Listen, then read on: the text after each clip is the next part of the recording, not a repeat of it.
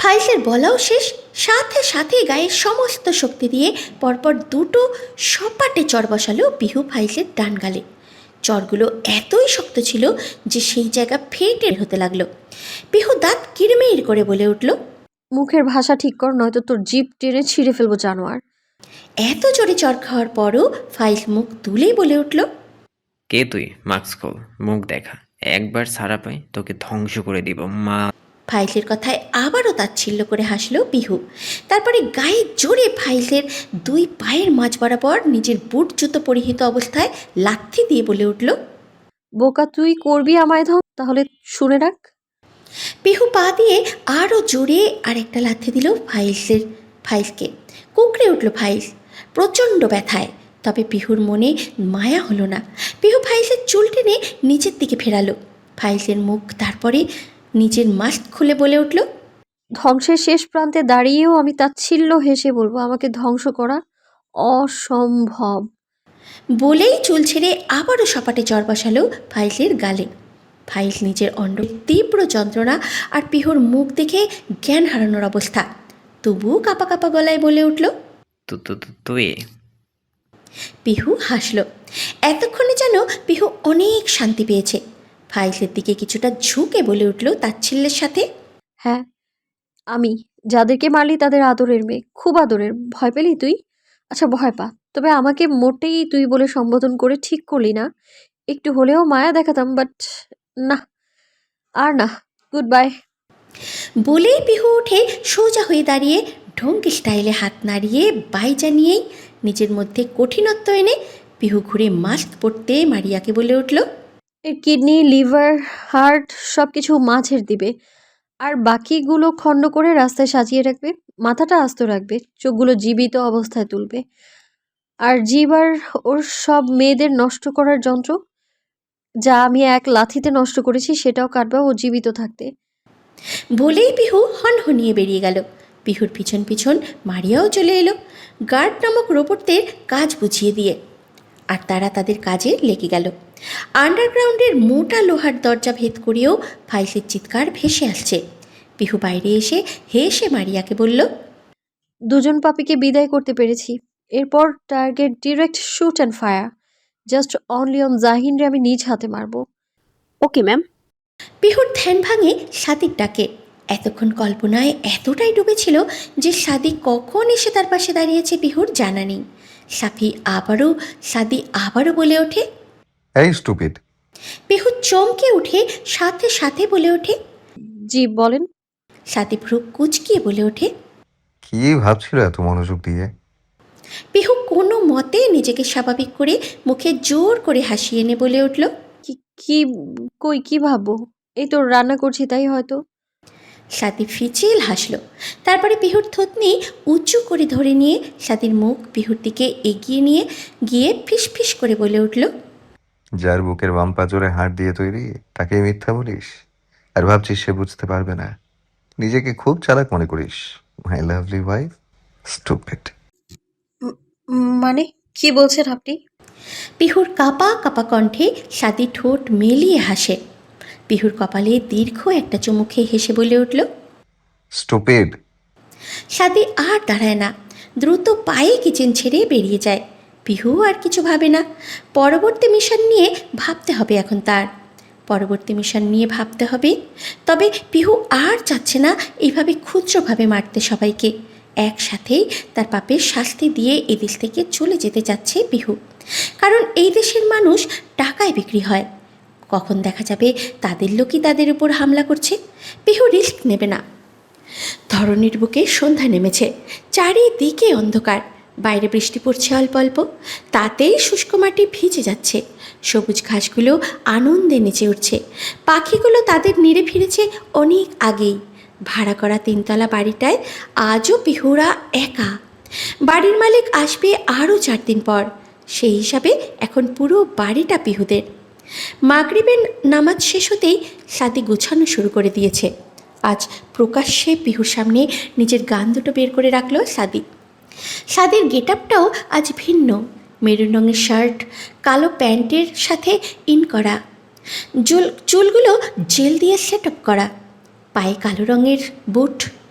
আজ সারা দিন পিহু খেয়াল করেছে সাদি তাকে এড়িয়ে চলছে, নয়তো সন্দেহের দৃষ্টিতে দেখছে। তবে পিহু সেসব গায়ে মাখেনি, কারণ পিহু জানে তাকে ধরা সহজ না। সাদি গান দুটো কোমরে গোজে, মোবাইলটা আর ওয়ালেটটা নিয়ে পকেটে ভরে পিহুর সামনে এসে কপালে দীর্ঘ একটা চুম্বন করলো। এই কপালে চুম্বন করাটা সাদির একটা অভ্যাসে পরিণত হয়েছে, আর পিহুরও ভালো লাগে। সাদি পিহুর কানের কাছে গিয়ে ফিসফিস করে বলে, আজ সবগুলোকে মেরেই তোর সামনে আসবো জান, নয়তো এই স্বাদের মুখ আর দেখবি না, আই প্রমিস। সাদির কথায় পিহু কেঁপে ওঠে। পিহু কিছু বলতে যাবে, তার আগেই সাদি পিহুর মুখে হাত দিয়ে একইভাবে ফিসফিস করে বলে উঠল, দেখা হবে। সাদি আর দাঁড়ায় না, কানে ব্লুটুথ গুঁজতে গুঁজতে বেরিয়ে পড়ে। এদিকে পিহু বুঝতে পারে না দেখা হবে মানে কি, কোন দেখার কথা বলছে। পিহুর আজকে সাদির ভাবগতি মোটেই ভালো লাগছে না, কেমন যেন অচেনা লাগছে সাদিকে তার কাছে। পিহুর চিন্তা আরও বেড়ে গেল যখন মনে পড়ল সাদি বলে গিয়েছে আজ সবাইকে শেষ করেই ফিরবে। তাহলে কি কোনো বড় ঝামেলা বাঁধবে? পিহু আবারও ভাবল, তাহলে মারিয়া তো ইনফর্ম করতো, কই কিছু বলল না তো। পিহুর ভাবনার মাঝেই পিহুর কল বেজে ওঠে। ফোনের রিংটোনটা পিহুর বড্ড চেনা, যদিও ফোন সবসময় সাইলেন্ট থাকে, তবে ঘরে থাকলে লাউড থাকে। পিহুর ভাবনার মাঝেই কল আবারও বেজে উঠল। রিংটোনে সাদির ঘুম জড়ানো কণ্ঠস্বর। বউ, আমার বউ, শুধুই আমার। ভালোবাসি, আমি অসম্ভব ভালোবাসি, এক সমুদ্র ভালোবাসি। এ ভালোবাসার খেলায় সব সময় আমি জিতেছি বউ। খুব ভালোবাসি আমার স্টুপিড বউকে, খুব খুব। সাদির এই ক্ষুদ্র কথাগুলো ঘুমের ঘরে বলেছিল সাদি। পিহু সেইগুলোই রেকর্ড করে ফোনের রিংটোনে সেট করেছে।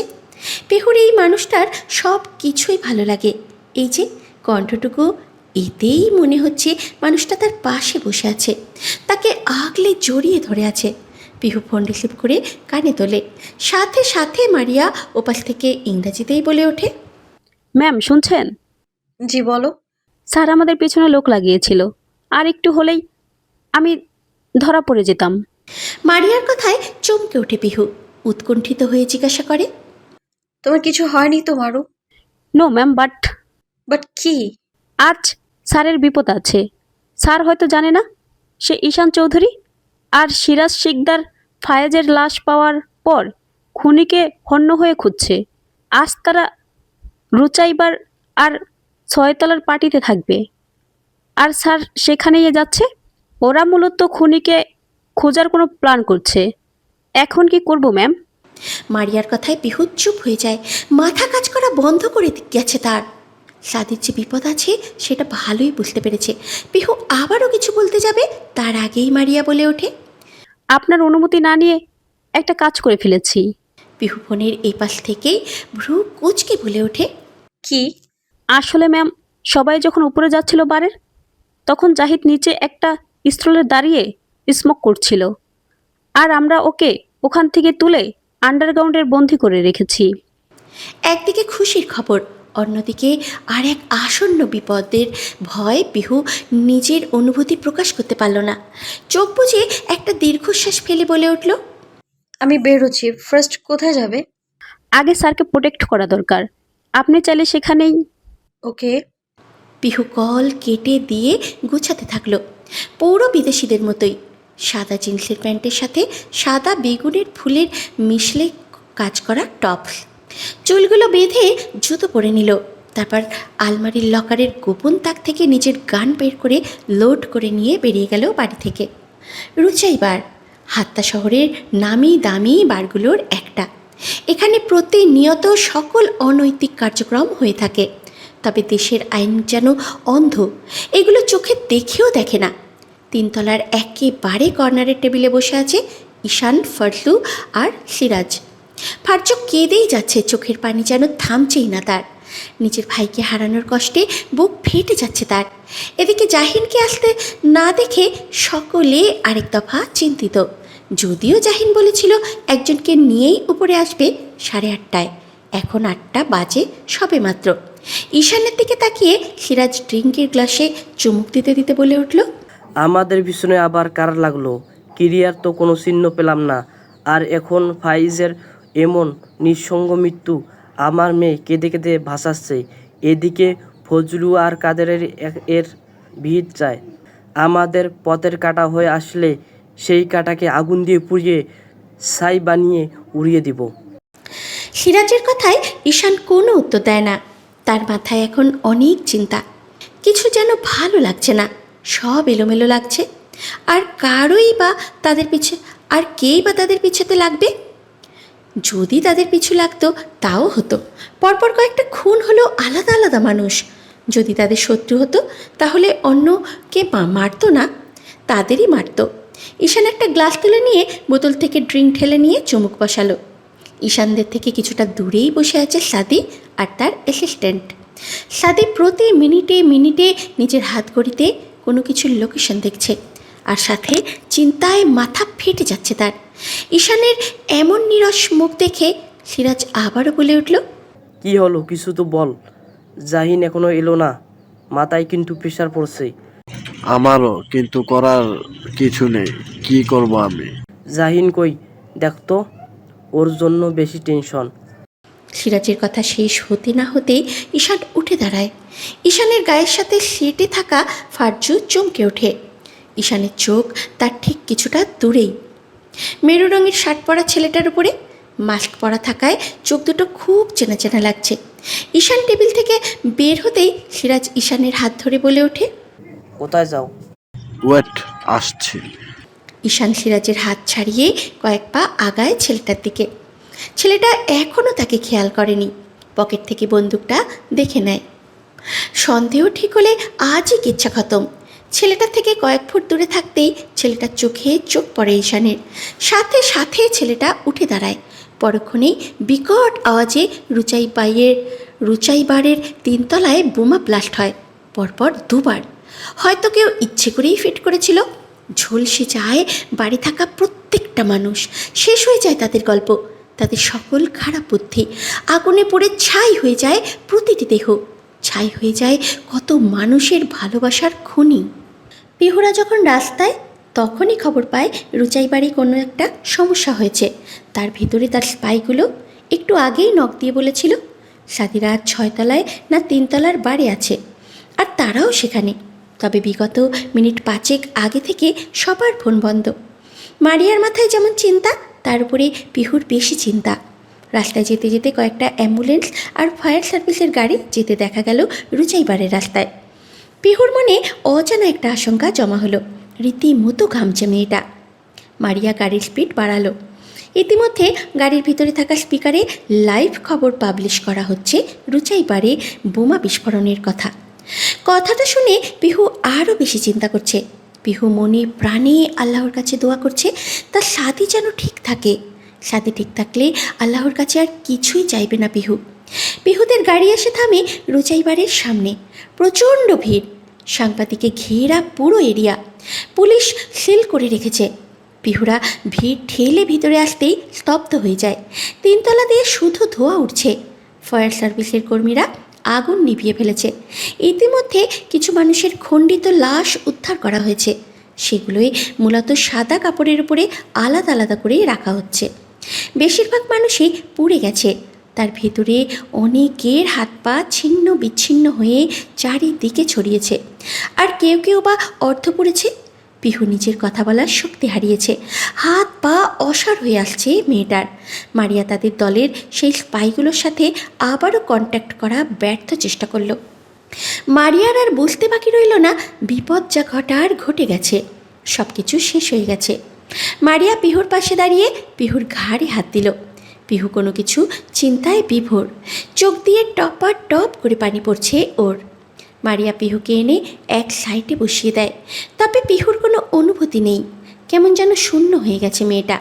সব উদ্ধার কাজ শেষে যখন খবরের হেডলাইন বের হলো, হাত্তা শহরের নামকরা আন্ডারগ্রাউন্ডের কুখ্যাত মানুষদের জনপ্রিয় রুচাইবাড়ির 3য় তলা সন্ত্রাসী বোমা হামলায় বিস্ফোরিত হয়েছে, বাড়ির ভিতরে উপস্থিত প্রায় 85 জন নারী পুরুষ নিহত হয়েছেন, 3য় তলার একজন মানুষের পুরোপুরি অক্ষত দেহ পাওয়া যায়নি, এমনকি আন্ডারগ্রাউন্ডের মাফিয়া কিং লিওনার এভ্রেনও বোমা হামলায় নিহত হয়েছেন। সাথে পরিচিত অনেকেই। ধারণা করা যাচ্ছে যে তারই কোনো শত্রু করেছে কাজটি। যাদের খণ্ডিত দেহাবশেষ পাওয়া গেছে, যদি আত্মীয় স্বজন থাকেন তাহলে নিজ নিজ ভিকটিমকে চিহ্নিত করুন। পিহু পুরো থেমে গেছে, যেন তাকে পুরোপুরি মেরে দিয়েছে। চোখের পলকও পড়ছে না পিহুর। মারিয়া পিহুর এমন চেহারা কখনো দেখেনি। পিহুর নৃশংস চেহারা দেখেছে, তবে এমন হেরে যাওয়া পিহুকে দেখেনি। যখন লাশ চিহ্নিত করতে করতে একে একে সবগুলো দেখতে লাগলো, তখন মারিয়া পিহুকে বলল, তবে পিহু নড়ছে না। অজানা এক ভয় কুড়ে খাচ্ছে তাকে। যদি তার সাদি আর না থাকে, যদি তার সাদি এখানে লাশের ভিড়ে থাকে, তবে পিহু কী নিয়ে বাঁচবে? কী করে থাকবে পিহু তখন? মারিয়া পিহুকে নিয়ে উঠে দাঁড়াতেই পিহু মারিয়াকে জড়িয়ে ধরে হাউমাউ করে কেঁদে ওঠে। মারিয়া হতভম্ব হয়ে যায় পিহুর আকস্মিক কান্নায়। পিহু কাঁদতে কাঁদতে বলে ওঠে, এই মারু, আমরা যাব কেন ওখানে? তোমার স্যার নেই ওখানে, আমরা যাব না। বলে আরও জোরে কেঁদে ওঠে পিহু। এতক্ষণের চাপা কষ্ট এখন চোখের পানির সাথে বের হয়ে আসছে। মারিয়া পিহুকে সান্ত্বনা দিতে পারল না, কারণ সে তো জানে সাদি সেখানেই ছিল, আর তার বের হওয়ার কোনো রেকর্ড নেই। এমনকি কেউই বের হতে পারেনি। যদি এখানে কোনো খণ্ডিত অংশ পায় তাহলে হলো, আর নয়তো ছাই হয়ে গেছে। এটা ভেবে মনকে বুঝ দিতে হবে। মারিয়া আবারও পিহুকে বলে উঠল, ম্যাম, আমি জানি স্যার ওখানে নেই, কিন্তু আমাদের তাও দেখা প্রয়োজন। কেন কেন দেখবো আমরা? আমার সাদি ওখানে নেই, ওর কিছু হয়নি, কিছু হতে পারে না ওর। ম্যাম, আমাদের দলে দুজন ছিল, তাদেরকে একভাবে চিহ্নিত করে আসি, চলুন। পিহু আর কথা বাড়ায় না। মারিয়ার সাথে এগিয়ে চলে ভিড়ের মধ্যে দিয়ে, ভিড় ঠেলে। সাদা কাপড়ের উপরে আলাদা আলাদা মানুষের খণ্ড খণ্ড অংশ রাখা রয়েছে, যার অধিকাংশই পোড়া। পিহুরা এগিয়ে গিয়ে দেখতে লাগলো একে একে সব লাশগুলোর অংশকে। হঠাৎ একটা খণ্ডিত পোড়া হাতের কাছে এসে পিহু থমকে যায়। হাতের সাথে শার্টের গোটানো হাতাটুকু এখনও লেগে আছে, পানিতে ভিজে পড়া চামড়ায় লেগে আছে, তবে মেরুন রঙটা চকচক করছে। হাতের ঘড়িটাও পিহুর অনেক বেশি চেনা। পুড়ে যাওয়া সাদা রোলেক্স ঘড়িটা পিহুর চেনা। পিহু নিজেই পছন্দ করে কিনেছিল ঘড়িটা, আর আজ সাদি সেই ঘড়িটাই পড়েছিল। পিহু আর কিছু ভাবতে পারে না, তার আগেই জ্ঞান হারিয়ে পড়ে যায়। ঠিক সময় মারিয়া ধরে নেয় পিহুকে। মানুষের সাহায্যে গাড়িতে বসিয়ে এগিয়ে চলে হসপিটালের দিকে। পিহুর জ্ঞান ফেরে গভীর রাতে। হাততার একটা হসপিটালে বিছানায় শুয়ে আছে সে। পাশেই বসে আছে সাদি। চোখে চশমা লাগানো, সাদা ফ্রেমের আয়তাকার গ্লাস বেশ মানিয়েছে সাদিকে। পরনে মেরুন রঙের সেই শার্ট আর কালো প্যান্ট, শার্টের উপরে সাদা অ্যাপ্রন।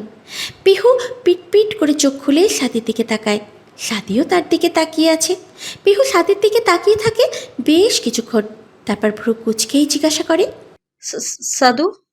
পিহুর কথায় সাদি হাসে, ঠোঁট মেলে। পিহু মুগ্ধ নয়নে দেখে সেই হাসি। সাদি পিহুর দিকে তাকিয়ে বলে ওঠে, জান। পিহু এগিয়ে সাদির গালে হাত ছুঁয়ে দেয় কাপা হাতে, তারপরে উঠে বসতে চায়। সাদি তাড়াতাড়ি পিহুকে ধরে উঠে বসায়। পিহু সাদিকে গায়ে জড়িয়ে ধরে কেঁদে বলে ওঠে, আপনি ঠিক আছেন? কই গিয়েছিলেন আপনি? আপনাকে কত খুঁজেছি আমি। ওরা আপনার পোড়া হাত।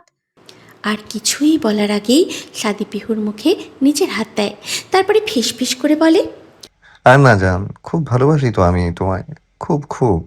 আমি আমার স্টুপিডকে ভালোবাসি। আমিও আপনাকে ভালোবাসি সাদু। সাদি আবারও হাসে। পিহুর কপালে ছোট্ট একটা চুমু দিয়ে সাদি বলে ওঠে, তুমি কাঁদছো কেন জান? কি হয়েছে? আপনি আমায় ছেড়ে যাবেন না তো সাদু? সাদি আবারও হাসে। পিহু ছেড়ে উঠে দাঁড়ায়, তারপরে করুণ চোখে পিহুর দিকে তাকিয়ে বলে, আমাদের প্রণয়ের কাহিনী হয়তো পূর্ণতা পেল না জান, তবে আখিরাতে তোর পাশে আমি আবারও দাঁড়াবো। আর সেই জন্মে তোকে সারা জীবন ভালোবাসবো, খুব খুব ভালোবাসবো, আর ছেড়ে যাব না। সাদির কথা শেষ হতে না হতেই পিহু সাদিকে জড়িয়ে ধরতে যায়। ঠিক তখনই সাদি অদৃশ্য হয়ে যেতে থাকে।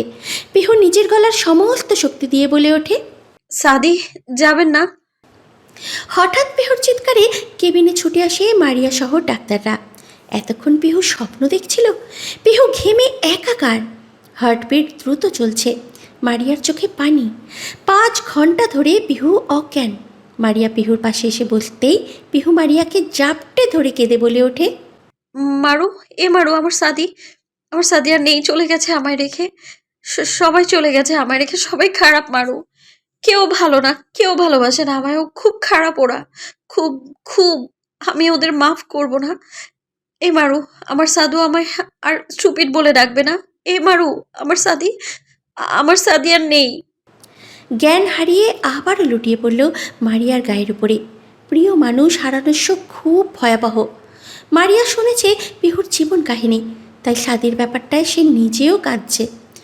পিহুর জ্ঞান ফিরেছে রাত 2টোয়। মারিয়ার তার মাথার কাছে টুলে বসে আছে। এবার পিহু আর কাঁদছে না বা কোনো অনুভূতি নেই। চোখ মেলে চারিদিকে এক পলক তাকিয়ে দেখে নিল। মুহূর্তেই চোখের ভিতরে প্রতিটা শিরা লাল হতে শুরু করলো, সাথে পিহুর চোখও। মারিয়া পিহুর দিকে তাকিয়ে ভয় পেয়ে গেল। পিহু বেশ কিছুক্ষণ মাথার উপরে চলতে থাকা ফ্যানের দিকে এক দৃষ্টিতে তাকিয়ে থেকে চোখ বুজে নিল। চোখের কোণ ঘেঁষে গড়িয়ে পড়ল উত্তপ্ত নোনাল জল। মারিয়া পিহুর দিকে এখনও তাকিয়ে আছে। কিছুক্ষণ পর পিহু হঠাৎ চোখ খুলেই উঠে বসল। বসেই জোরে একটা দীর্ঘশ্বাস ফেলে মারিয়ার দিকে তাকালো। মারিয়া কাঁপা কাঁপা কণ্ঠে কিছু বলতে যাবে, তার আগেই পিহু নিজের চুলগুলো হাতে থাকা রাবার ব্যাট দিয়ে টাইট করতে করতে বলে উঠল, মারিয়া জাহিনকে কোথায় রেখেছো? মারিয়া সাথে সাথেই প্রত্যুত্তর করতে করে বলল, আন্ডারগ্রাউন্ডেই ম্যাম। মারিয়ার বলতে দেরি, কিন্তু পিহুর কেবিন থেকে বেড থেকে নামতে দেরি হয় না। পিহু নেমে সোজা হয়ে হাতের তালু দিয়ে চোখের কোণে থাকা পানিটুকু মুছে মারিয়ার উদ্দেশ্যে বলল, আমার একটা কলিজা ছিল জানো মারিয়া, আমি কিছু বলার আগেই বুঝে যেত। আল্লাহর কাছে এখন ভালোই আছে, তবে আমি কাঁদলে সব সময় বলতো আমার পিহুরানি হবে খুব শক্তিশালী, যার মনে কোনো দয়া মায়া থাকবে না, সব সময় শক্ত হবে। কথাটা বলে তাচ্ছিল্য হাসে পিহু। তারপরে আবারও বলে ওঠে, আমার প্রিয় জিনিসগুলোকে আমি হারাই সব সময়, তবে আমার এখনো মন মানছে না আমার মানুষটা আর নেই। তবে তার পিহু শক্ত, পাপীদের মারতে গিয়ে যদি জীবন দিয়ে থাকে, তবে আমি শেষ পাপীকে নিজ হাতে পাপ মুক্ত করিয়ে নিজেও মুক্ত হয়ে যাব পৃথিবী থেকে। কি বলছেন এসব? বুঝবে না। মারিয়া আদপেই কিছু বুঝল না। তবে এই কথাগুলোর ভাবার তো সবাই বুঝবে না। মারিয়া পিহুকে আটকাতে গেলেও পিহু আর দাঁড়ায় না। মারিয়াও পিছু পিছু পিহুর পিছন পিছন বেরিয়ে চলে আসে। পিহুর মনের ভিতরে উথাল পাথাল। সে উপরে উপরে শক্ত থাকলেও ভিতরে ভিতরে শেষ হয়ে যাচ্ছে। মানতে না চাইলেও সত্যি যে তার সাথী আর নেই। পিহু ক্ষণিকের জন্য সিরেনের কথা ভুলেই গিয়েছিল। বাচ্চাটা তার বাড়িতে একা, খিদে পেয়েছে হয়তো। এই বাচ্চাটা ছাড়া তো আর কেউ নেই পিহুর। এই অবুঝ প্রাণীটাও পিহুর খুব আপন। মারিয়া গাড়ি ড্রাইভ করছে। পিহু গাড়ির ব্যাকসিট থেকে সিলভার রঙের বক্সটা এগিয়ে নিয়ে এলো। মারিয়া আর চোখে দেখে ভ্রুকুচকে বলল, এটা কি করবেন ম্যাম? আজ দেখতে পাবে কি করব। আমি পিহু কতটা ভয়াবহ রূপে আসতে পারি। পিহুর কথায় মারিয়া আর প্রত্যুত্তর করল না। আর করলেও পিহু কোনো রিপ্লাই দেবে না সেটা মারিয়া জানে। পিহু সিলভার রঙের বক্সটা খুলে ধীরে ধীরে পুরনো কালো রঙের একটা হ্যান্ডগান আর চাকু আর একটা বেল্ট বের করলো। বেল্টটা বেশ লম্বা, ছোট একটা সুইচ আছে, চাপ দিলেই 1 ফুটের মতো বড় হয়ে যায়। কিছুদিন আগেই মারিয়াকে দিয়ে আনিয়েছিল পিহু এটা। পিহু গানের ভিতরে বুলেট লোড করে নিল। মারিয়ার বাড়ির দিকে যত গাড়ি এগোচ্ছে ঠিক ততই পিহুর রাগ বেড়ে যাচ্ছে। প্লেট আর চাকুটা জ্যাকেটের পকেটে পুরে নিল। গাড়ি এসে থেমেছে আন্ডারগ্রাউন্ডের সামনে। পিহু মারিয়াকে ভিতরে যেতে বলে নিজে গাড়ির ডিকির কাছে এগিয়ে গেল। মারিয়া পিহুর কথা মতো আন্ডারগ্রাউন্ডে চলে গেল। পিহুও গেল। বেশ কিছুক্ষণ পরপর গুলির শব্দ শোনা গেল। পিহু ভাবেই গাড়ির ডিকি থেকে ডিজেলের 2টো 10 লিটারের ড্রাম বের করলো, সাথে পকেটের লাইটারটা নিল। পিহু গুলির শব্দ শুনে হাসে, কারণ পিহু জানে মারিয়া জাহিনকে একটু নাচিয়ে ছাড়বে। তো নাচাক, শেষ চালটা পিহু চালবে। পিহু গুটি গুটি পায়ে এগিয়ে গেল আন্ডারগ্রাউন্ডের দিকে। সিঁড়ি বেয়ে নিচে নেমে লাইট অফ করে দিয়ে ছোট্ট লাল ড্রিম লাইটটা জ্বালালো সিঁড়িতে। তারপরে পায়ে শব্দ করে দরজাটা খুলল। সাথে সাথেই পিহুর 2 হাতে থাকা 2টো ড্রাম শব্দ করে পড়ে গেল। পিহু গলা ফাটিয়ে চিৎকার করে উঠল, মারিয়া! পুরো ফ্লোরটা গড়াগড়ি খাচ্ছে। মারিয়ার মাথায় গুলি করা হয়েছে। মাথা দিয়ে এখনো গল গলিয়ে রচ্ছে, শুধু নিথর হয়ে পড়ে আছে মারিয়া। জাহিনকে ওইভাবেই বাঁধা, দুই পায়ে কেউ ইচ্ছে করে গুলি করে ঝাঁঝরা করেছে, মুখের ভিতরে কাগজ পুড়িয়ে বেঁধে দেওয়া। জাহিনকে পাহারা দেওয়া গার্ড দুটো নিথর হয়ে পড়ে আছে, শুধু উ উ করে গোঙাচ্ছে জাহিন। এই ঘরে সে ব্যতীত কেউ জীবিত নেই। কে মারলো তাদের? কথাটা মাথায় আসতেই উঠে দাঁড়ালো পিহু। এতক্ষণ মারিয়ার মাথার কাছে হাঁটু ভাঁজ করে বসেছিল। পিহু উঠে দাঁড়াতেই কোথা থেকে বন্দুকের নল এসে ঠেকল পিহুর মাথার পিছনে। পিহু স্পষ্ট বুঝতে পেরেছে শত্রুপক্ষের কেউ তাকে টার্গেট করেছে। তবে কে হবে? পিহু নিজের দুই হাত অল্প অল্প করে উঁচু করতে হঠাৎ নিজের কোমরে গুজে রাখা গানটা বের করে সেকেন্ডের ভিতরে ঘুরে লোকটির পেটে ঠেসে ধরল। কাজটা এত তাড়াতাড়ি হলো যে অপর পাশের ব্যক্তিটি কিছু বুঝেই উঠতে পারল না, তার আগেই ধরা খেয়েছে। পিহু লোকটির দিকে বন্দুক ধরলেও লোকটি চতুরতার সাথে পিহুকে ঘুরিয়ে নিজের সাথে জড়িয়ে নিল। পিহুর পিঠ ঠেকল লোকটির বুকে। পিহু এখনও নিজের গান লোকটির পেট বরাবর ধরে রেখেছে। লোকটি কে পিহু না জানলেও খুব পরিচিত একটা ঘ্রাণ ভেসে এলো নাকে। পিহু রাগী কণ্ঠে বলে উঠল, কে তুই? ছাড় আমায়, ছাড়, জানে মেরে ফেলবো, ছাড়। Sweet heart,